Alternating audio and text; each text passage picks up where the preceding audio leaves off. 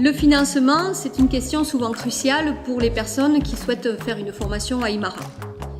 Les formations ont un coût, et ce d'autant que dans nos métiers, les matières premières et les besoins en matériaux pendant la formation représentent des dépenses importantes et néanmoins nécessaires.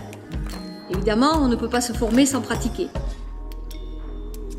Lorsque les postulants sont en capacité de financer eux-mêmes leur formation, il s'agit de définir avec eux le contenu de formation, le planning de formation, puis de chiffrer le coût et de convenir d'un échéancier de paiement. Bref, dans ce type de cas, c'est relativement simple, puisque tout se décide entre le stagiaire et Imara.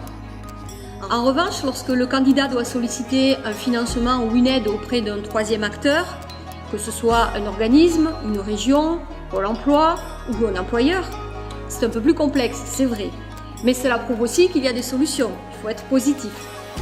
Et puis Imara est là aussi pour accompagner les stagiaires ou les futurs stagiaires dans ces démarches pour les aider à obtenir une aide au financement de leur formation quand c'est possible. Les pistes sont multiples et différentes selon chaque personne, selon si on est salarié du public, du privé, intérimaire, demandeur d'emploi. Les dispositifs sont différents et les solutions différentes, selon la discipline choisie aussi, mais aussi selon le lieu où on habite. Donc ce sont tous ces paramètres qui rentrent en considération pour trouver un statut, un dispositif et un financement. Ce n'est donc pas simple à expliquer au téléphone ou par mail.